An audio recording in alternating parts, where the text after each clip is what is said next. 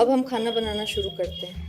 सूखी तवे पर हमने अपनी रोटी रखी और हम इसे दोनों तरफ से तलेंगे। मुझे नहीं पता मेरा कैसे होगा, मेरे पास एक नई पैन है, कास्ट आयरन नई खरीदी है। चलो इसे देखते हैं। ये कभी बहुत ज़्यादा गर्म हो रहा है और कभी नहीं। तो हमारी एक तरफ जल गई, हम इसे पलटते हैं।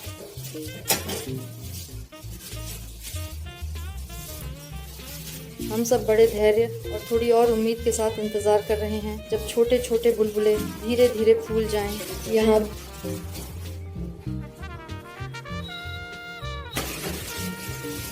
पहले बुलबुले आ गए हैं, अब इसे फूलना चाहिए। आप इसे खुली आग पर भी भून सकते हैं, लेकिन मुझे दुर्भाग्यवश यह करना नहीं आता। मुझे कोशिश करनी चाहिए, तो मैंने कोशिश की बेशक। देखो ये नहीं फूल रही है, पैन की समस्या। तो इसका मतलब है कि या तो ये ठीक से गर्म नहीं हुई, शायद ये ठीक से गर्म नहीं हुई। मुख्य बात ये गुब्बारे की तरफ फूलना है, ये बिल्कुल सही होनी चाहिए। तो ऐसा भी होता है, देखो ये फट गई।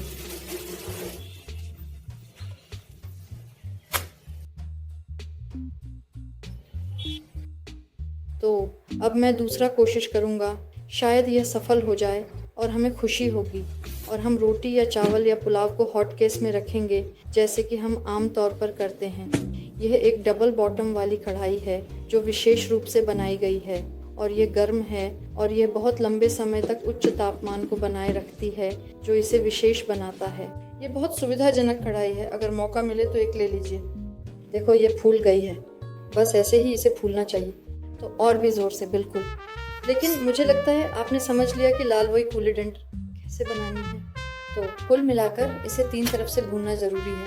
हम रोटी को 3 बार पलटते हैं, तभी ये इस तरह से खूबसूरती से गुब्बारे की तरफ फूलती है। तो या फिर इसे खुली आग पर जल्दी खूबसूरती से बनाया जा सकता है। तो हमारा सुबह ऐसा है रोटियों के साथ। मुझे उम्मीद है कि आपको यह दिलचस्प लगा, रेसिपी पसंद आई। आप अपने परिवार और अपने लिए प्यारी रोटियां बनाएंगी। लाइक करें, टिप्पणियां छोड़ें, रिव्यू दें अगर आपने पहले से ही बनाया है। आप उन्हें भेज भी सकते हैं, फ़ोटो में अटैच कर सकते हैं, मुझे अच्छा लगेगा। मेरे चैनल को सब्सक्राइब करें, अपने दोस्तों और जानकारों को बताएं। मेरे पास बहुत सारी दिलचस्प चीज़ें हैं और होंगी। और धन्यवाद कि आप मेरे साथ हैं। आपके साथ तान्या थी। नमस्ते भारत, अलविदा। नमस्ते मेरे प्रिय दर्शकों, मैं आज आपको दिखाना चाहता हूँ कि भारतीय महिलाएं रोटी कैसे बनाती हैं। वास्तव में रोटी के बहुत सारे रेसिपी हैं और उन्हें बनाने के भी कई तरीके हैं। मैं आपको दिखाऊंगा कि मेरी माँ रोटी कैसे बनाती हैं और उन्हें उनकी माँ ने सिखाया। तो मेरी भारतीय माँ आपने समझा है ना। तो ये जो चपातियाँ हैं ये रोटी है ना, वे बहुत नरम और मुलायम हैं और यहाँ तक कि 2 दिन तक फ्रिज में रहने के बाद भी वे अपनी नरमी बनाए रखते हैं, बस मुंह में पिघल जाते हैं। तो इसका क्या है? तो मैंने सफ़ेद गेहूं का आटा डाला, उसमें नमक मिलाया और बस थोड़ा सा वनस्पति तेल आटे के साथ मिलाया और अच्छे से मिला दिया। आप कैसे समझते हैं कि आटा मिल गया है?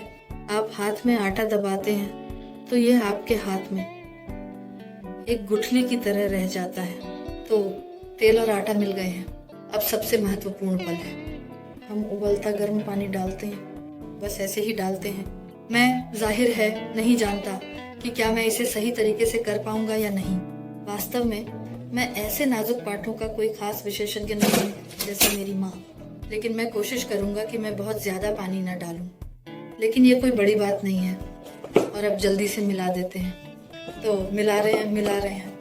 भारतीय महिलाएं वास्तव में जानते हैं, जो गर्म पानी से आटा गूंथती हैं वे इसे हाथ से ऐसे नीचे भी दबाती हैं, समझे, गर्म पानी। तो मैं भी अब इसे हाथ से करने जा रहा हूँ, कम से कम थोड़ा ठंडा हो जाएगा। मेरे ख्याल से थोड़ा और पानी चाहिए। सब कुछ आँख से किया जाता है। अफसोस मैं आपको यह नहीं बता सकता कि कितना पानी या आटा चाहिए, क्योंकि आटा अलग अलग होता है। कुछ आटा ज़्यादा पानी लेगा, कुछ कम। आपको आँख से देखना होगा। मैंने एक बर्तन ठंडे पानी के साथ भी तैयार किया है, क्योंकि मैं इसे सहन नहीं कर सकती, सच कहूँ तो। इतना गर्म पानी तो कुल मिलाकर बहुत गर्म है। मेरे लिए तो ये ठंडा हो गया है, ठीक है, क्योंकि मैं थोड़ा ही कर रही हूँ, फिर भी ये जलता है। ठीक है, यहाँ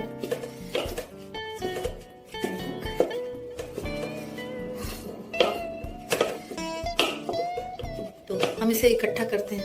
उफ, मुझे गर्मी से सच में झुरझुरी हो रही है। अरे सब कुछ अच्छे से रख दिया और आप चपातियाँ बेल सकते हैं।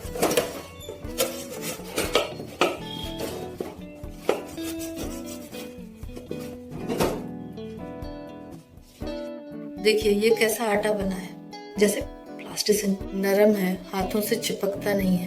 देखिए कितनी सुंदरता है। अब हम आपके साथ चपातियाँ बेलने वाले हैं।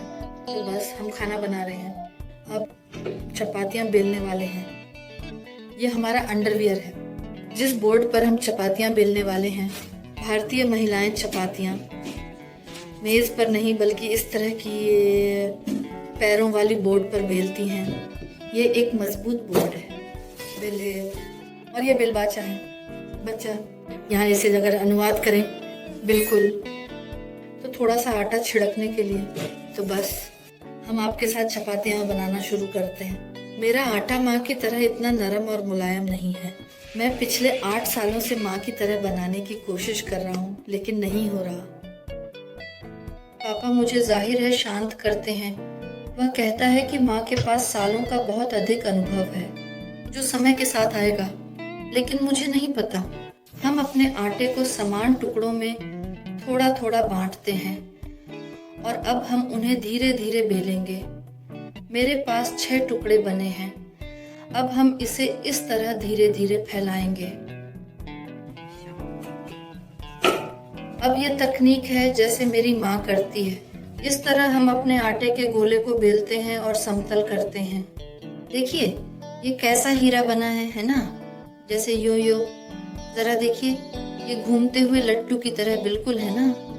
ठीक है ठीक है, हम थोड़ा सा और आटा छिड़कते हैं और हम बेलते रहेंगे। बिस्मिल्लाह।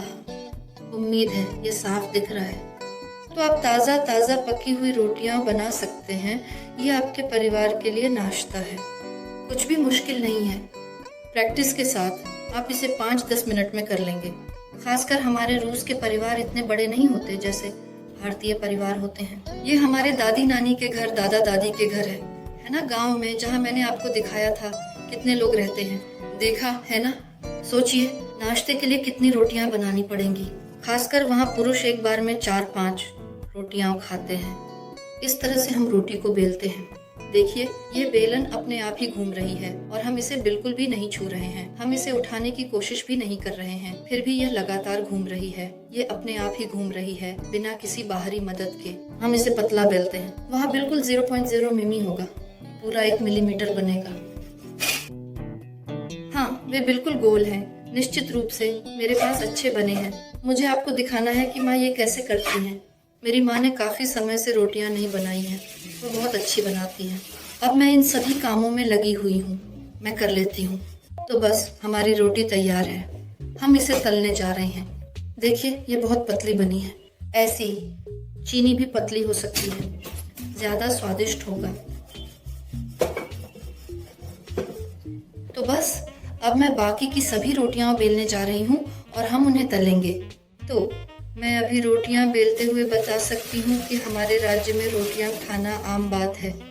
तो कैसा है?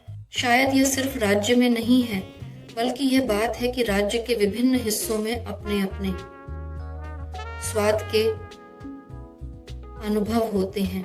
क्या एमिक्यूराइट। तो हमारे यहाँ लोग बस थोड़ा सा, तो हमारे यहाँ रोटियां खाई जाती हैं। तो हमारे परिवार में कोई नाश्ते में चावल खाता है तो मम्मी उदाहरण के लिए अभी काम पर जा रही हैं, उन्होंने चावल खाया। मेरे बच्चे रोटियां खाना चाहते हैं, इसलिए मैं रोटियां बना रही हूँ। मेरे पति भी नाश्ते में रोटियां खाते हैं। कुछ भारतीय नाश्ते में चपातियां और चावल खाते हैं। यहाँ परोठा है। अगर आपको दिलचस्पी है तो मैं आपको दिखाऊंगी। आलू परोठा, मतलब आलू से बना। परोठा को आलू की भरवां सामग्री के साथ बनाया जा सकता है, बहुत स्वादिष्ट बनता है। ये भी एक तेज़ नाश्ता है, तेज़ भरपूर नाश्ता। बिल्कुल, वहाँ पोषण बहुत कम है। अगर आप सही खान पान का पालन कर रहे हैं तो यह आपके लिए सही नहीं होगा, लेकिन फिर भी